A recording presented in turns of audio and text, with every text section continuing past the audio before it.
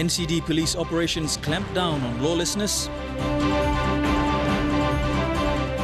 Government vehicle crash first for New Year. And veteran police officer speaks of his life in the force.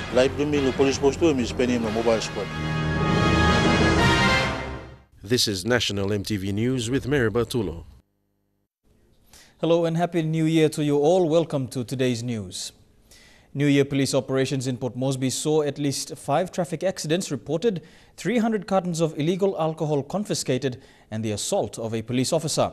As of 12 midday today, there were no reports of any killings, robberies or car thefts. Police say the year 2015 was welcomed in a quiet and peaceful way. Last night's operations commenced at 6 p.m. with community awareness following roadblocks at different parts of the city. At 8 p.m. an estimated 20 cartons of alcohol was confiscated by police from a Chinese liquor shop just opposite the Boroko station. Speaking off camera, officers involved in this operation said these alcohols was removed because they were illegal sales. But minutes later, shop owners fronted up at the station claiming they were not well informed about the liquor ban. A number of raids were also conducted, mostly in settlement areas like Morata, 8 Mile and Erima.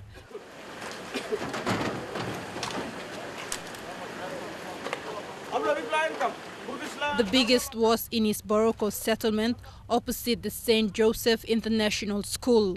Here, at least 30 cartons of alcohol were removed and residents forced into their premises.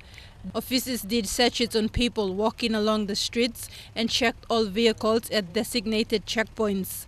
However, while police are enforcing the imposed ban on the sale of alcohol in residential areas, NCD residents have expressed disappointments on how some police personnel have conducted last night's police operations. They claim police have taken advantage of the festive operations and have gone as far as physically assaulting innocent residents. Police believe the alcohol ban has minimized road crimes and accidents this festive season. The police operations ended at 6 this morning. Tekla Gunga, National EMTV News.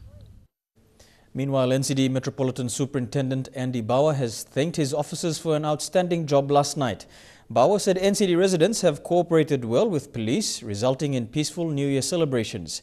He confirmed at 3 p.m. today that there were no major crimes or accidents reported except for a double killing of a couple at Okapi block at 6 Mile. No suspects were apprehended as yet, but police say they have established the motive of the killing of the couple.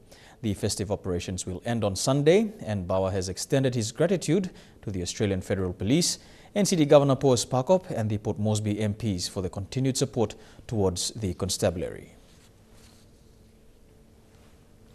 The first day of the new year ended in tragedy for some Port Moresby residents. A government vehicle with several people on board crashed near the Institute of Public Administration at Waigani. 2 people were seriously injured, sustaining multiple wounds to the head and torso, while the rest fled the scene. At 7:30 in the morning of 2015, this Toyota Land Cruiser, believed to be from the Prime Minister's department with several people on board, crashed along the Waigani Road. Eyewitnesses said the occupants were under the influence of liquor. They said the vehicle was overspeeding along that section of the road before it eventually crashed at the scene. Come high speed. Na run about there, I have no thinking. Driver must have sparkly location. Was the money no. Then One of the occupants said the driver lost control of the steering while trying to avoid an oncoming vehicle at the NCC Valley runabout. As a result, it hit the cement pot with a palm tree and light pole on the roadside. As it overturned, the momentum threw these 2 men out of the vehicle. MTV arrived at the scene few minutes later and saw policemen assisting them as they lay in obvious agony. These men sustained serious injuries to their heads and body parts. Speaking of camera, the police said the rest had escaped the scene. Meanwhile, no deaths have been reported by police. Police said those involved will be arrested for drinking and driving during the New Year period. Eric Arupma, National EMTV News. The new year started with a quiet and slow day today in the nation's capital after heavy police operations last night. The busy roads and streets were quiet, bus service was not busy today, and many shops closed for the public holiday. After the many celebrations held in the city to welcome the new year, today was a very quiet day for many city residents, shops and bus operators. The usually busy city roads had no traffic. Shops were closed with only a few open for the public. After a very busy night for almost all the city residents and the police, main shopping areas in the city were deserted. Bus operators, on the other hand, had a slow start to the year with only a few passengers.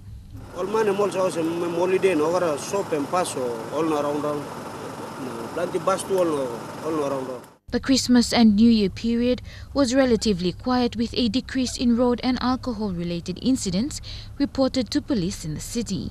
Judith Kasek, National EMTV News. Prime Minister Peter O'Neill says Papua New Guinea is prepared to make progress in 2015 despite global downturn in leading economies. Mr. O'Neill said government priority areas in service delivery will place PNG in a better position to take these challenges head-on. Mr. O'Neill said 2015 is an important year for the country but poses challenges. However, the Prime Minister is confident PNG will make positive progress with the current 8% growth in economy. Mr. O'Neill maintained that government's key policies of free education, universal healthcare, improving law and order and infrastructure developments will be the cornerstone of the country to back the economy. Now, close to $1 billion in economic activities in the country now. That is a big investment by any government, the key priorities of our economy and our country. He says projects such as roads, bridges, wharves, educational institutions and ongoing hospital improvements will be delivered in 2015 to ensure the economy continues to generate business and create jobs in the future. Apart from that, Mr. O'Neill is keen that PNG will successfully host the Pacific Leaders Forum, APEC 2018 and 2015 Pacific Games. Meanwhile, the Prime Minister says the government will continue to push for the empowerment of people at district and local level governments. Mr. O'Neill emphasized for transparency in the public service structure and decisions to the districts. O'Neill is confident all these will take stock and build a country as PNG prepares to celebrate 40 years of independence comes September. Jack Lapava Jr., National EMTV News. The Most Reverend Caesar Bonivento has been awarded the title of Grand Chief in PNG's New Year's Honours List. He is recognized for his services as a missionary priest serving the people of Milne Bay and Sundown Province. Bonivento's services span 40 years and the last 22 years has been as Bishop of Vanimo. 90 people made it onto the Honours List this year. Bishop Bonivento is among 14 people who were recognized for their services through their various churches. Those who have been promoting the welfare and status of women in the country were also recognized. Mrs. Kila Amini, Mrs. Miriam Soroda, and Lady Neri Tololo were all given the Companion of the Star of Melanesia Award. Other notable recipients are His Excellency Andrea Sitapu, who was recognized for his services towards strengthening the Indonesia-PNG relationship, and Professor Kenneth Sumbuk for his service in cultural preservation. Both men are awarded the Officer of the Logohu Award. Renowned PNG photographer Rocky Rowe has been included as a member of the Order of Logohu for using his photography skills to promote PNG's culture and tourism. The title of Grand Chief is the highest award given under the Logohu Awards. This year there were none given under the second-class category of Commander and under the category of the class of Valor. The first Logohu Awards were given out in 2005 by Princess Anne. Sir Michael Somare and Sir Polias Matane were among the first group of men to receive the Grand Chief title. Sarah Aupong, National EMTV News. You're watching National EMTV News. Peaceful New Year celebrations in Lae and celebrations around the world, including Sydney's spectacular fireworks. That's after the break.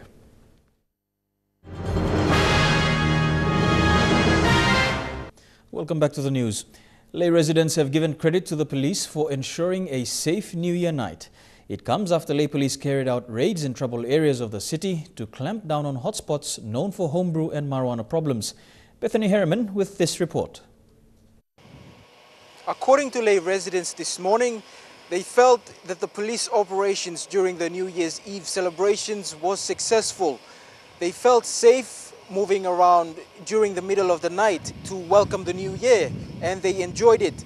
Most agree that police operations made the New Year's celebrations more safer than previous years. Leila Minji has lived most of her life in Lae, and she says this new year was peaceful. This one is kind of peaceful, more peaceful than last year, so yeah, I guess it's pretty good. She isn't alone. Others also agree and attribute it to police operations. All man all enjoying this new year, 2015, good plan New Year straight. So me and me one bill this new year.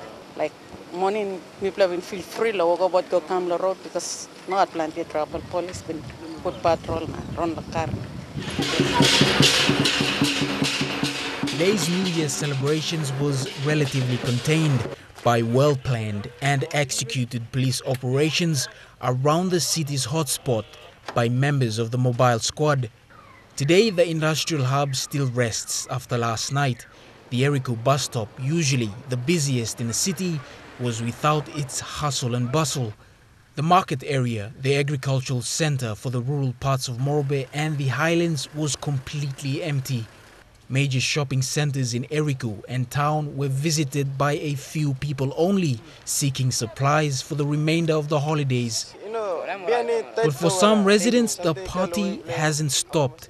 It may take several more nights and a few more drinks to say goodbye to 2014. The reality is, Lae, like every other major towns and cities of PNG, will go into 2015 with bigger expectations. More money has been allocated to Lae in the 2015 budget, but similar challenges still remain. Rural areas of Morobe still aren't being developed as fast as they should be. 2015 has arrived, and with it, all of its challenges. Challenges that will include social, economical, and political. But one thing is for certain, Papua New Guinea is moving forward to meet these challenges head-on. Bethany Harriman, National EMTV News, Lae. The champagne was flowing and fireworks erupted in skies as the rest of the world marked the start of the new year. Once again, Sydney took center stage with more than 1 million people soaking up the spectacular show. To inspire, and what a sight.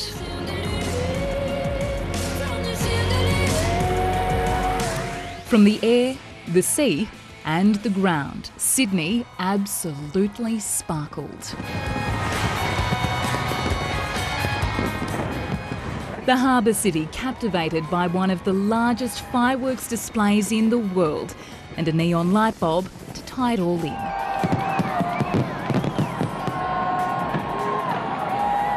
As the clock struck 12 in Melbourne, the city's skyline erupted with colour.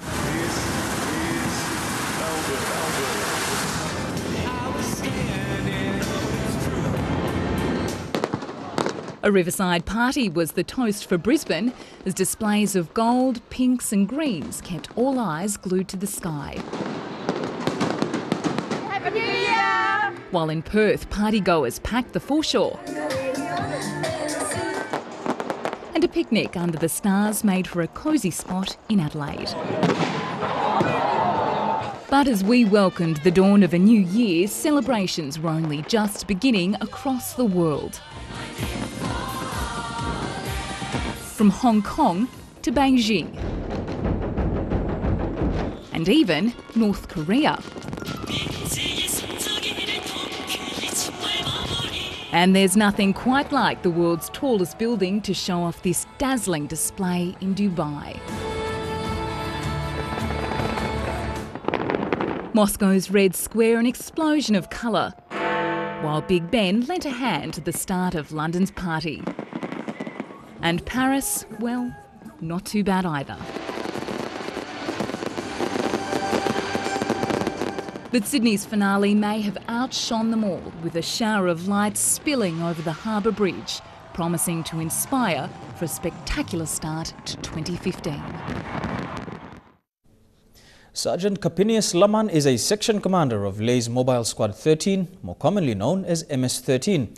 On New Year's Eve, he recounted how accommodation problems he faced as a young policeman and still faces even as a section commander has not deterred him from performing his duties. The 25-year veteran who served on Bougainville says his strength comes from his wife, who has stood by him. Probably me one kind of renko semiet. Studied to Mona kam papa. Me join him police rule of family tradition. Special permission was obtained from Lay's Metropolitan Superintendent to speak to Sergeant Laman. This interview gave a glimpse into the lives of the members of MS-13 and their families. Like Blooming Police Post, I spend him in the Islands region. But like Blooming Police Post too, I spend him in the Mobile Squad. Special Services Division. As a member of an elite police unit, life has never been easy for Sergeant Kapinius Laman. Soon after joining the Royal Papua New Guinea Constabulary, he was sent to Bougainville at the height of the crisis. Like many others, it was a difficult time for those who served. Laman was attached to a PNG Defence Force infantry unit, guarding care centres and going on patrols. Those were the days when mobile phones didn't exist in PNG. It was very hard. Yes, me can talk as I want to me. Mina sa rausi, mina sa one, but I'm stop inside the Solomon. Mina sa talk lehem. At least one time, basali commander blame come outside law place where you got access to communication. Lo small buka. Or bastain chalo busto okay. Me like him this la something. Me like him salon plan kina 50 kina. Tamis. One time, pay blame was 67 kina. For wife Grace Dewari, whose father was also a riot squad member, married life in the police force meant that her husband was never at home for months at a time. One of her biggest challenges was the death of their firstborn when Laman was posted to Tari. The time I'm like, look at me. So this time I'm being young policeman, so or commander blame to go, you know, not play use him car na go down. So he has to catch a PMV. Bin come and break down lo kundiawa. Na mi ako looking time, mi stop la house. Early morning mi puting pigini lo mog pinis. Na mi waiting meeting and back lo 3 o'clock. Mi sit down lo. One me go 3 o'clock. I have to put the child lo inside lo one me mog. Mi waiting go no gatem bin break down lo kunya. Come down lo goroka. This la PMV broke down ken lo goroka. So I'm been come at 12 o'clock night. At 12 o'clock night, yeah, me feeling was I cannot accept that. Na me like to finish. You're like, you gonna want me go. Police force say you gonna go walk now. Just look for another someone. But then me look, no, that's not the way to go about. I have to take the challenge now. Move on the man blow me. What the credit must go back then because I'm maintaining family now. When something I'm not give me a time to walk, especially I'm sour. One time not talk to me, one news. Somebody news, somebody not talk to me. In me come back, number talk to me. Yesterday, when MS-13 prepared for the New Year's Eve operations, a lingering problem remained. While he served his country, his family still resides in a settlement because the Royal Papua New Guinea Constabulary still does not have accommodation for the section commander. Scott Waide, National EMTV News, Lay. A majority of Air Niugini's pilots have signed their new contracts with the airline following successful negotiations between the pilots and the airline. Despite unsubstantiated claims of pilots going on strike, Air Niugini says it is now business as usual. All 2012 contracts had expired yesterday, and most pilots, both locals and expatriates, have already signed their new contracts. Air Niugini has also extended its acknowledgement to all parties involved in the negotiation and execution of the new pilot contracts. In stories making headlines overseas, new footage from the ferry disaster and freezing temperatures in the United States. That's after the break.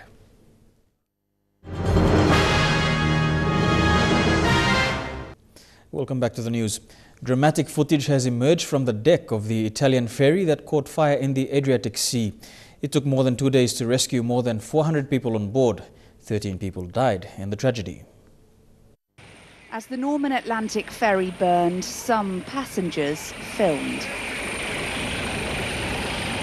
This dramatic footage was captured by 2 people, stuck along with hundreds of others as flames and smoke poured from lower decks.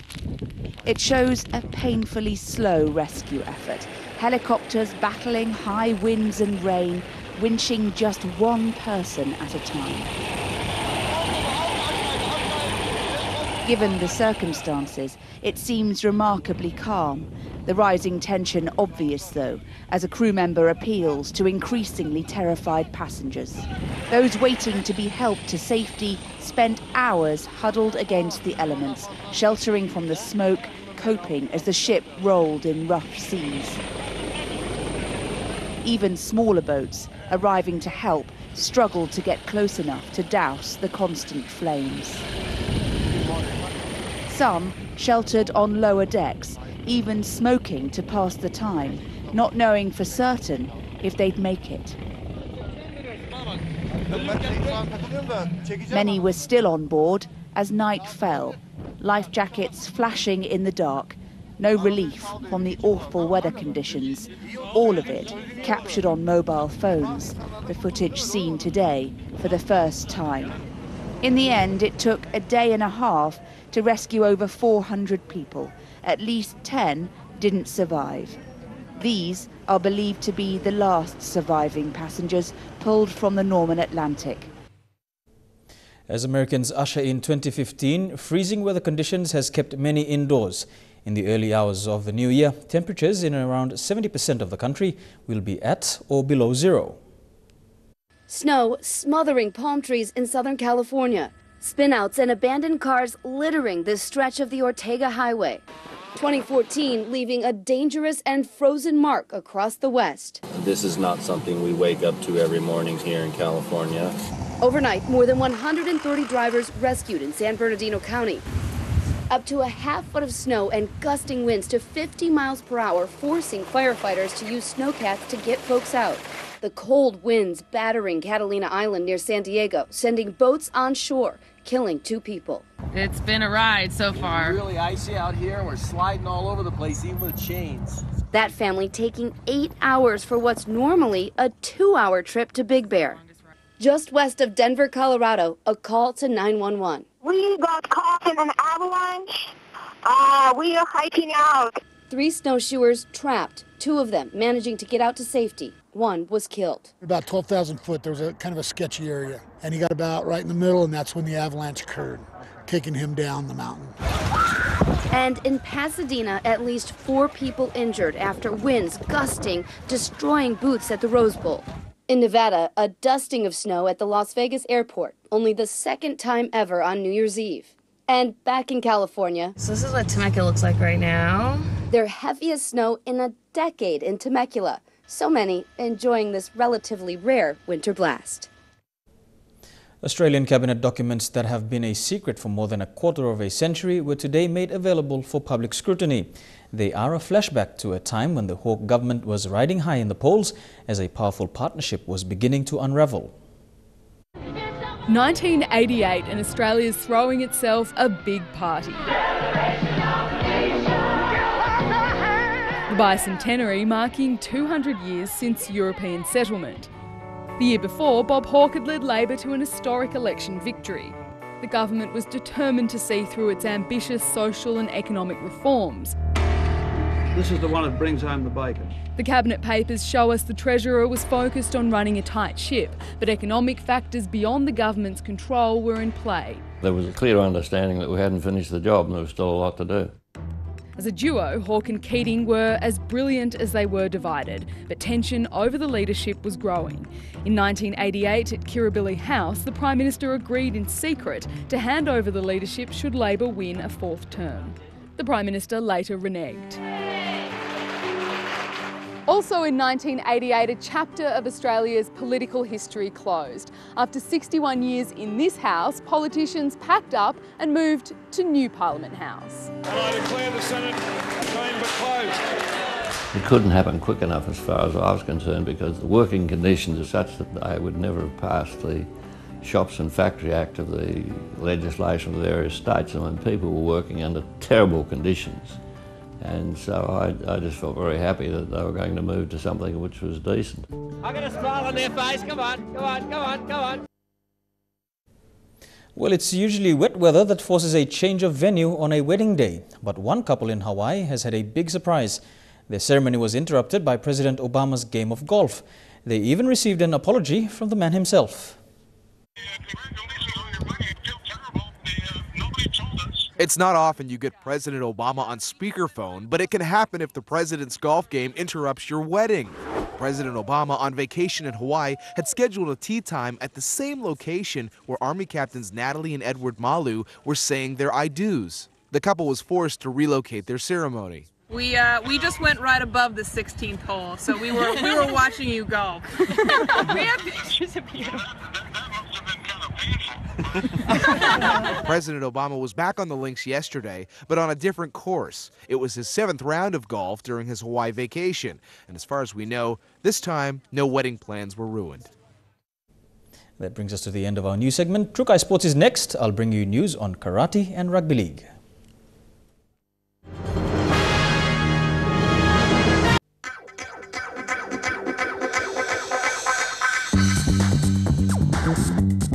Trukai Sports.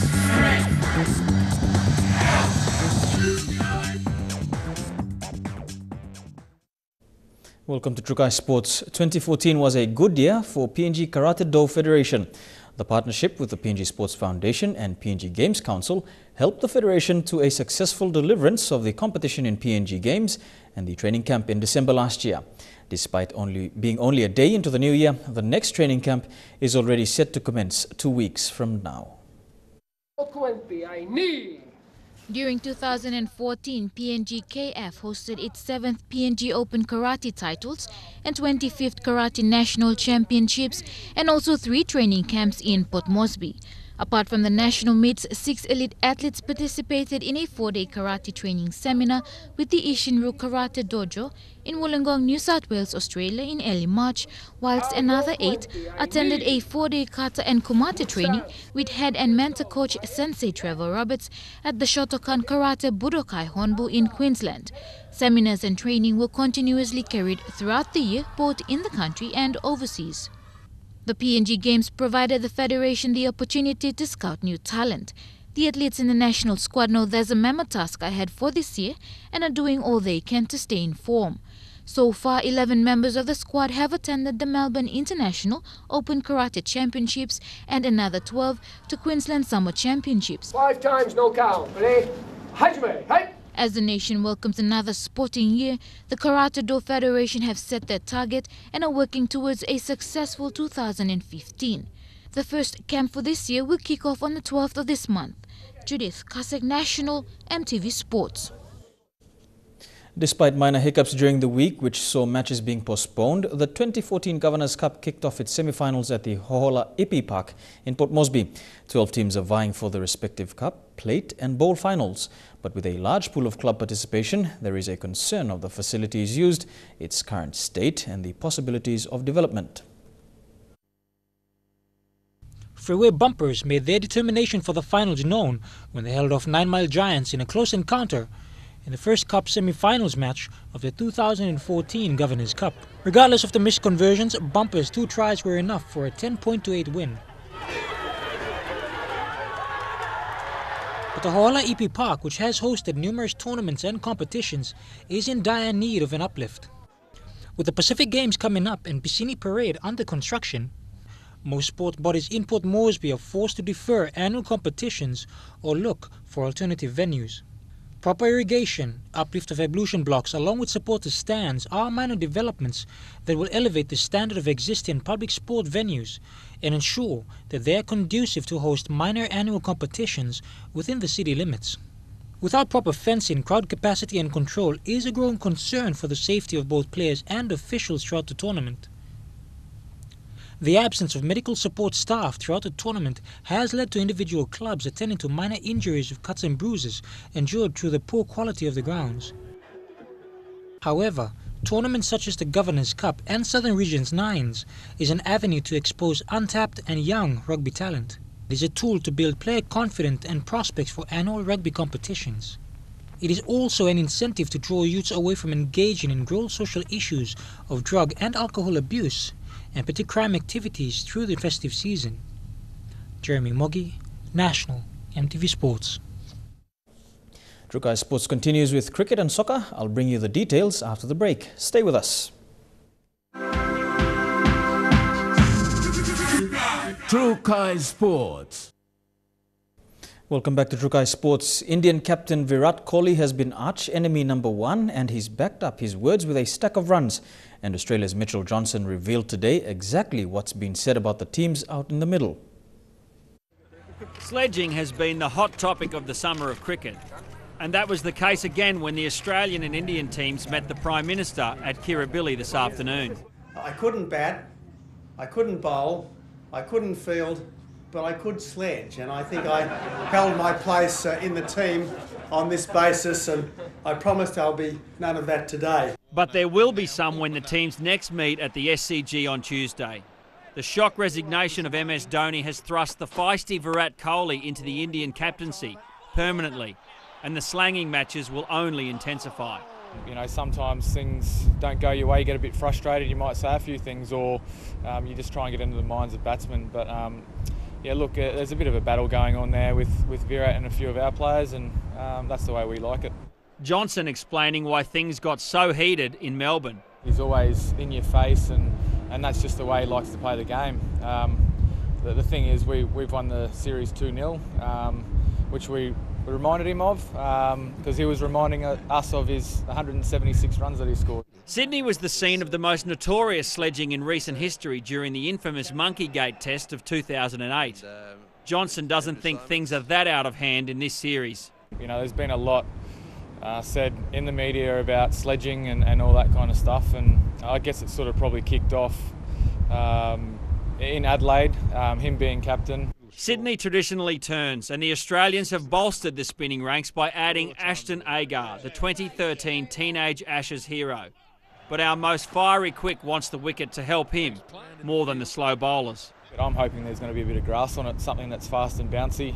We haven't seen that this series, which has been a bit of a shame. Johnson and his teammates were able to enjoy last night's fireworks a lot more than usual.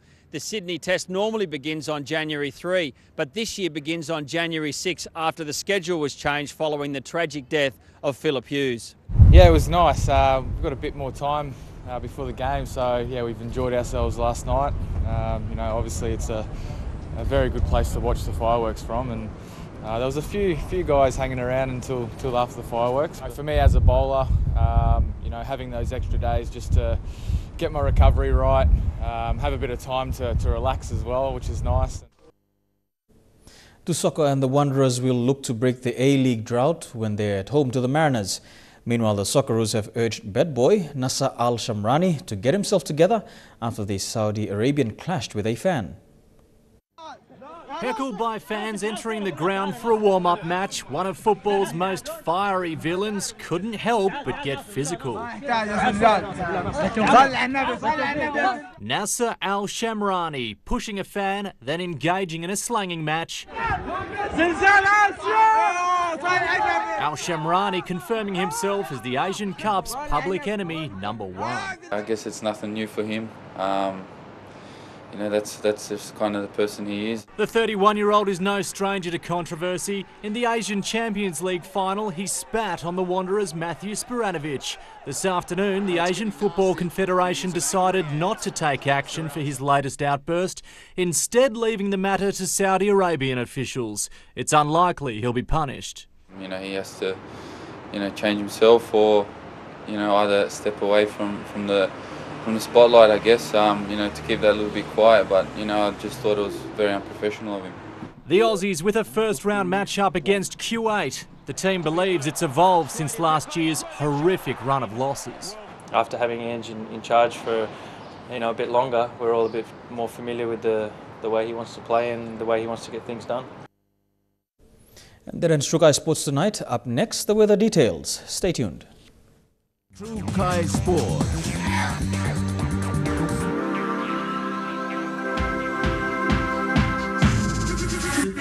Trukai Sports.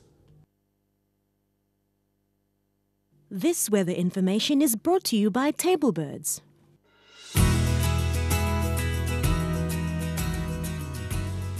Taking a look at the weather forecast for tonight and tomorrow in the southern region, Port Moresby, Kerema and Popondetta, you can expect evening showers. Few showers for Daru and showers and thunderstorms for Alatau. Over to the Momase region, Leh, you can expect evening showers. Medang, you can be in store for late evening showers, and a few showers for Wewak and Vanimo. Over to the New Guinea Islands region, and all centres, showers and thunderstorms except Buka, you can expect evening showers and thunderstorms. And in the Highlands region, Mount Hagen, Mendi and Wabeg, you can expect evening showers and morning fog, and few showers and morning fog expected in Goroka and Kundiawa.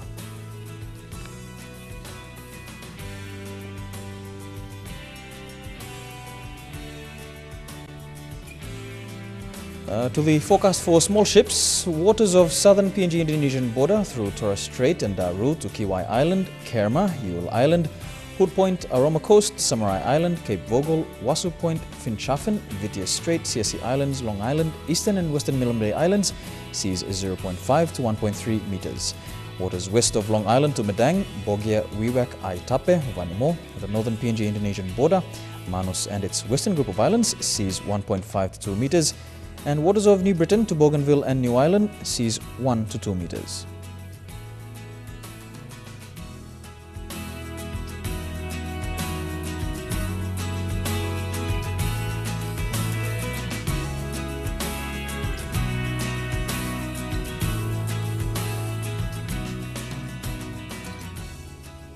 And the ocean forecast for PNG areas: Coral Sea sees slight with southwesterly winds at 10 to 15 knots. Solomon Sea sees slight with southeast to southwesterly winds at 10 to 15 knots. Bismarck Sea sees slight to moderate with west to northwesterly winds at 10 to 20 knots. And the Pacific Ocean sees slight with northwesterly winds at 10 to 15 knots. Before we go, search teams are still trying to pinpoint the location of the crashed Air Asia jetliner. They expect to find most of the bodies of the crashed victims inside the fuselage, which is lying somewhere at the bottom of the Java Sea. The saddest parade. Air crash victims, labelled only as number 1 and number 2, arriving with simple ceremony at Surabaya Airport. As the tireless search and recovery operation continues over the Java Sea. Relays of helicopters and planes are combing grid by grid the area where initial discoveries of victims and debris were made. The search resumed today despite bad weather over the past few days, leaving the ocean murky with silt and sand. It's not as bad as yesterday. The task is twofold: to recover victims and debris and to try to pinpoint where the fuselage of the jetliner is lying on the ocean floor. It's expected many of the victims will be inside the main body of the aircraft. Have the divers been able to get into the water today? They're starting to prepare it. Only a handful of the 162 passengers and crew has so far been located. One of the bodies retrieved from the sea is believed to be that of Indonesian-born Kevin Sujip II, who's been studying at Melbourne's Monash University. Today would have been his 20th birthday. Many others on board were whole families heading to Singapore on holiday. My brother, my sister-in-law and his 3 kids. One daughter and 2 sons. All gone. All gone.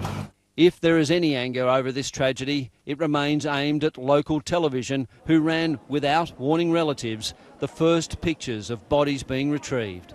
I feel that it's not good to show us like that.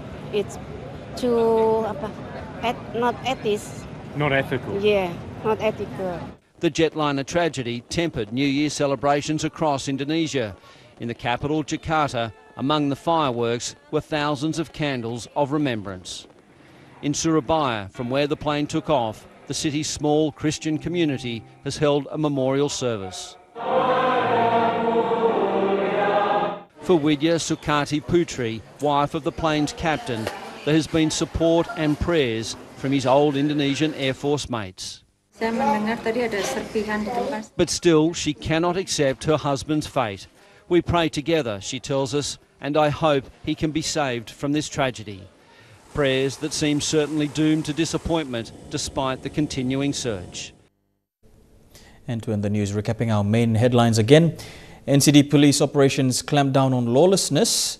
Government vehicle crash first for New Year. And veteran police officer speaks of life in the force. And that ends the news this Thursday, the 1st of January 2015. From the EMTV News team, I'm Meribatulo. Thanks for your company. Good night.